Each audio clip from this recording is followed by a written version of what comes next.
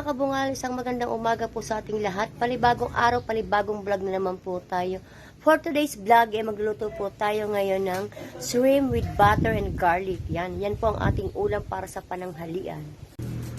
So yan mga kabungal.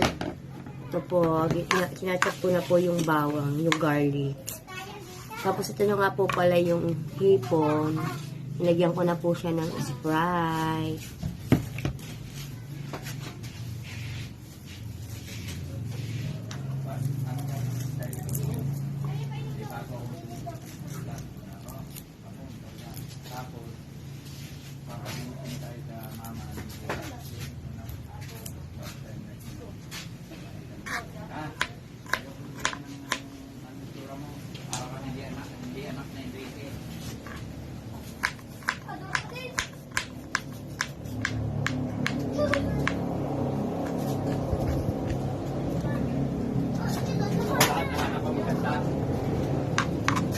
Hindi nagmana sa inyo sa ina.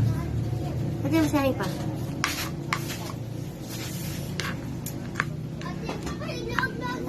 Ano yan? Yung akin ang pinabablog mo. Meron naman labis doon sa pinadala. Ang dik-dik lang ano. Hindi naman mababawas sa budget natin talaga yun. Pinigay ka! Ikaw nang bahala sa sagot mo na iba. Bili ko yun ng panting. Sila. Maglabas ka na ng bagong kapilyo. Sira na yung isa naputol. Ito. Tumala na po yung pagkain. Ano kaya ito? Pwede pa kaya talaga ng tambay. So yun mga kabungal, ito po pala ang ating butter yan. Ayan.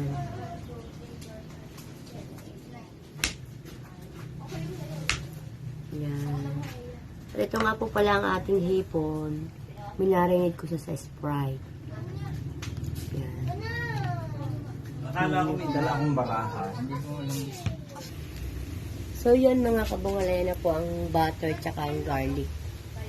Pinakukulang ko na po siya. Ayan. Diba po? So yun mga kabungal, ayan po ang ating garlic tsaka butter.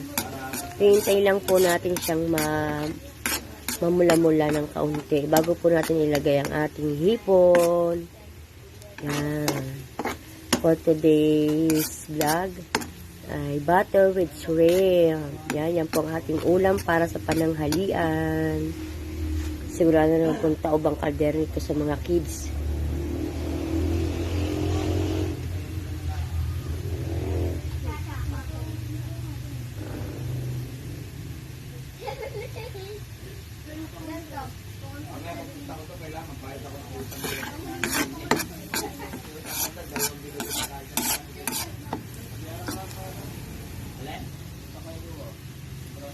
Yan. So ngayon, ilalagay po natin yung ating hipon kasi medyo pula na po yung butter tsaka garlic.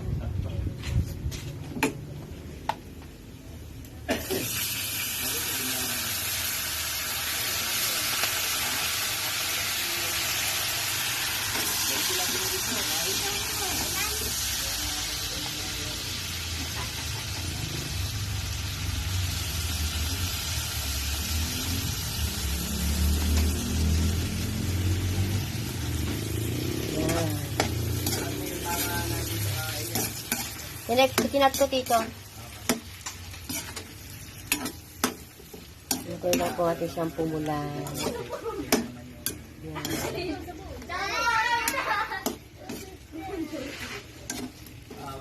Wala na si Bunso.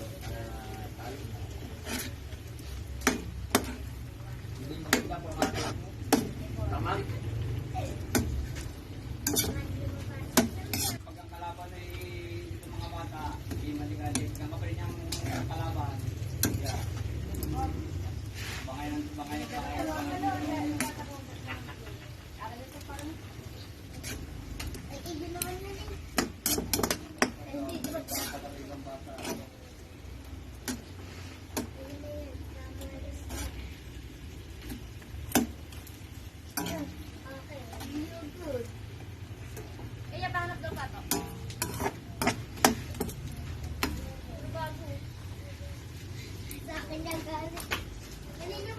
So yun mga kabungali, hintay lang po natin pumula yung hipon. Bago po natin salagyan ng konting salt. Yan, saka po yung ingredient niya. Yan, try nyo.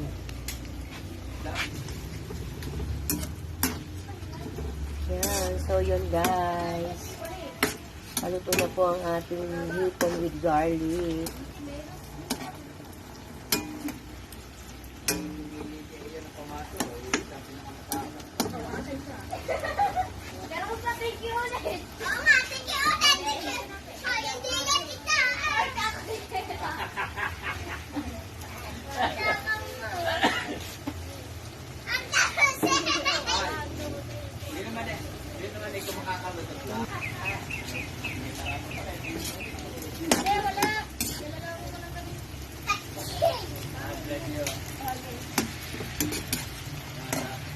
Bang.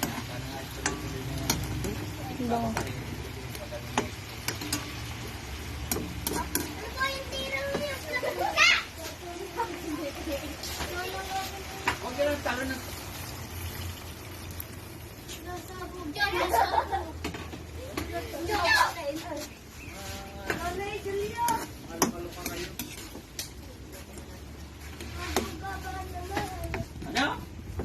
Yan.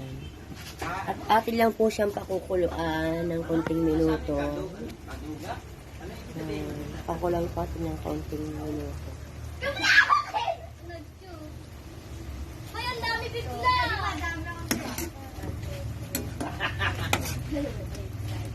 Nagdadaya pa kayo lang. Nagdala kayo.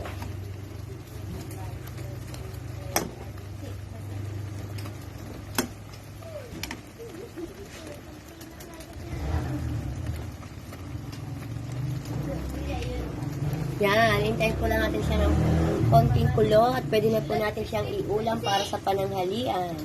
Butter garlic with shrimp. Yan. Shrimp with butter garlic pala. Shrimp with garlic and butter. Yan.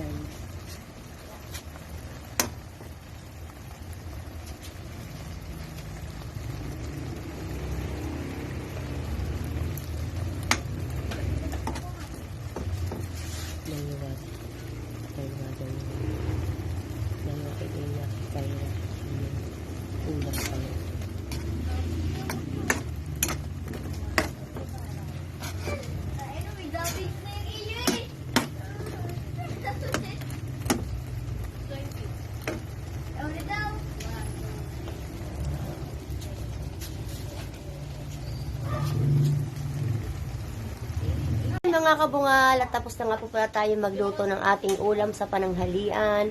Ang ating pong ulam ay shrimp with butter and garlic. Yan. Wala na po kasi ako maisip na ulam dahil halos lahat po ay naiulam na tanong nakaraan. Kaya po naisip ko na lang na mag-shrimp with garlic and butter. Yan. Maraming salamat po sa lahat. Huwag niyo pong kakalimutan mag-subscribe, click the notification bell para updated kayo sa aking mga video. Bye-bye!